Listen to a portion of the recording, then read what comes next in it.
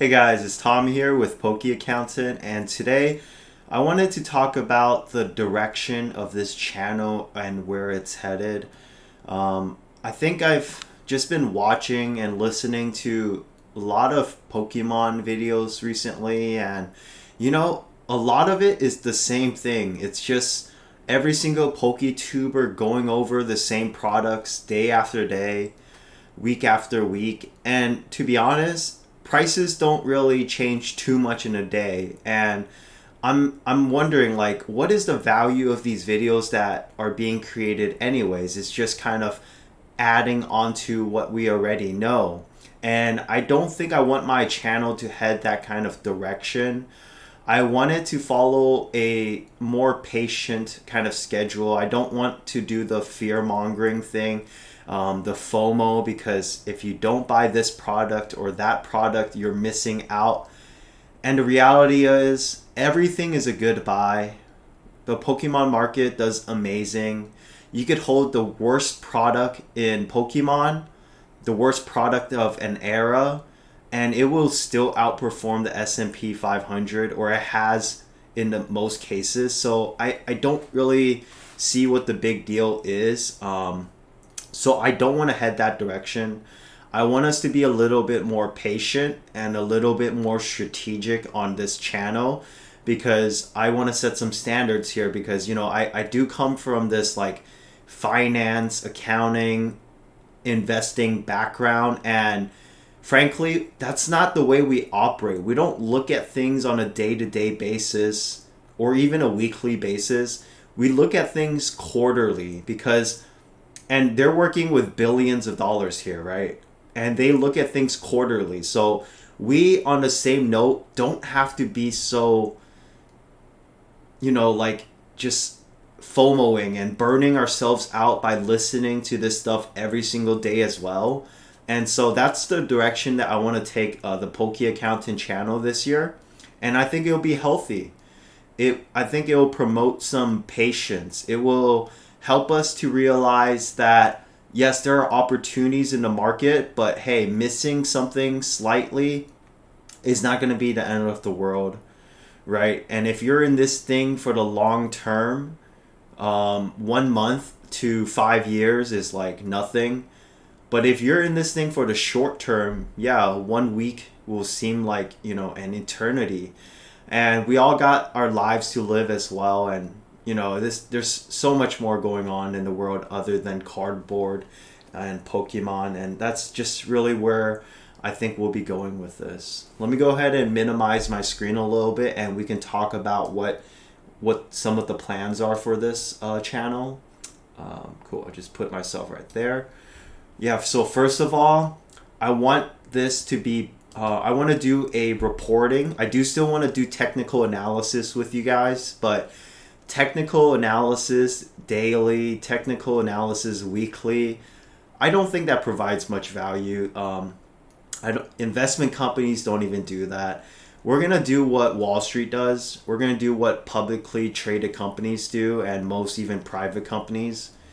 We're going to do annual reporting. So by the end of 2026, my vision is to put out a gigantic financial statement with all the events that happened in 2026, some major things that have happened, swings in prices, certain releases or news that changed up the Pokemon space forever.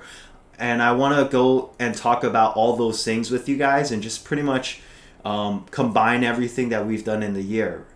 But in order to accomplish that, we need to do quarterly reporting. So we'll do Q1, 2, 3, 4.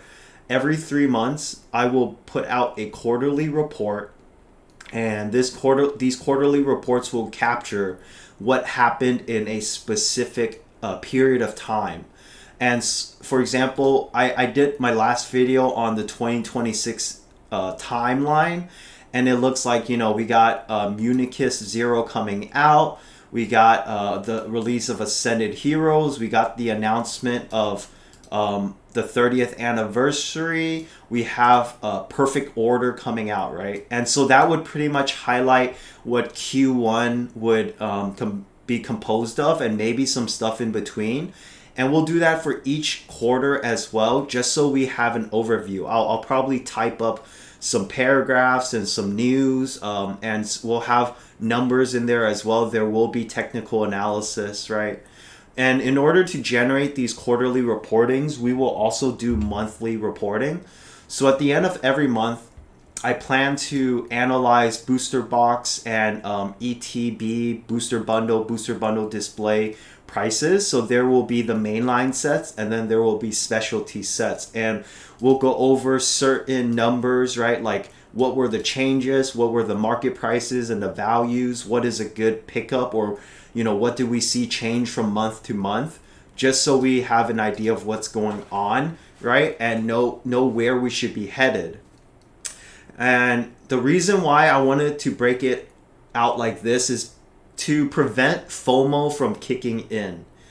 If you remember, I put a video out a few weeks ago on 2026 budgeting. And realistically, some of us, hey, we only have $1,000 to spend, or $2 or $3 or $4 or $5. Some people got $30,000 to spend, some even more, right? Good for you. But the fact of the matter is, if every single video that comes out every single day is telling you to buy this and buy that, we don't have that much money to spend. Most of us can't drop $100,000 on Pokemon in a year. And I think most of us are even lucky to drop $1,000 on Pokemon.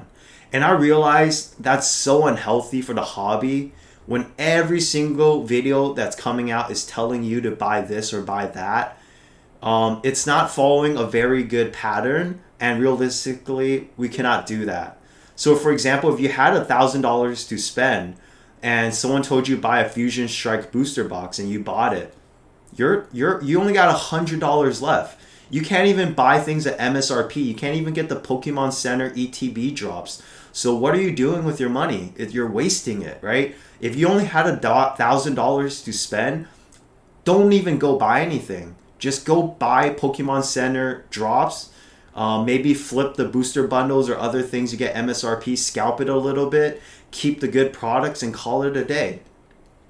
We're doing a little too much here, guys. Investing is not that complicated, and I feel like the less you do, the less you think about it, the clearer your mentality and your mindset is, and you can make decisions that are more appropriate for you. Excuse me. And also more appropriate for like your life in general. So that's the direction that we're gonna head, and I hope you guys are okay with that, and we'll play it out by ear as well. So that'll be kind of the standardized reporting that we'll be doing. We'll also be going through weekly content as that comes out. So there could be things that come out in the news, right? Like, I think a month ago we had the Pokemon printing center facility that was kind of released, and any updates regarding that. We'll try to talk about that a little bit and what that means. But of course, all that stuff is really highly speculative, right? Maybe we'll go over like releases. So, Mega Zygarde, that is going to be released in 23, right? January 23rd. Yeah, the Zygarde set. So we'll look into some of the cards together and predict and try to think like where this set's going to head. So we'll do stuff like that. We'll look at release dates and we'll talk about those things. So that'll be more of the regular kind of like daily or weekly content. I'm not going to go too deep into prices unless it's like a crazy buyout, and then it might be worth discussing. Like, I think one of the things that's worth discussing right now is Brilliant Stars, Paldean Fates, and also Chilling Rain.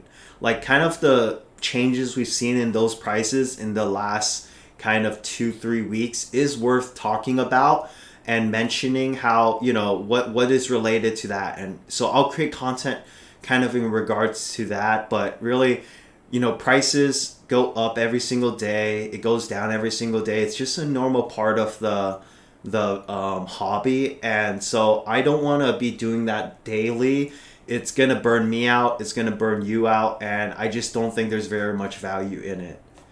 And next off, I want to talk about some of the learning as well. I want to teach you guys. I am a CPA. Although I am a CPA, this is not financial advice, okay? And I did graduate from the University of Southern California, top 10 business school in the United States. I graduated with an accounting and business degree there, so I think I know what I'm talking about a little bit. I work at a big four accounting firm. I will talk about finance, right, and some of the metrics and some of the tools, like when should you sell, what is risk tolerance, how to avoid risk, how to avoid downside risk while maximizing your upside risk, right? What are the potential gains in certain products that you put your money into? Are you okay with unrealized gains for the short term, for huge unrealized gains in the long term, or would you prefer to have unrealized gains in the short term, foregoing the potential in the future, right?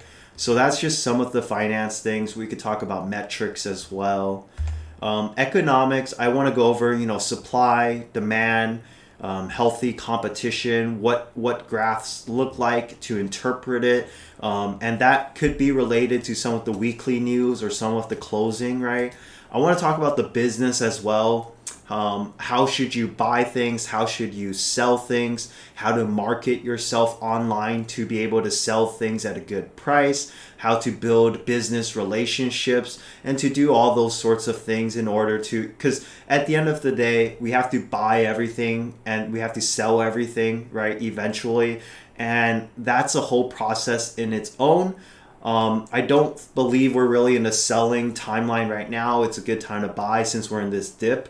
And as the next bull market kind of runs, we'll talk about when you should take profits, how you should take profits, on what products you should take profits, and how to churn that, but this is kind of difficult sometimes because I don't know your situation very well. So we'll just talk about it very generally. Again, this is not financial advice. Lastly, we'll talk about accounting. So this would be kind of like budgeting. I do come in with this with a accounting mindset, right? So that's why I say you need a budget.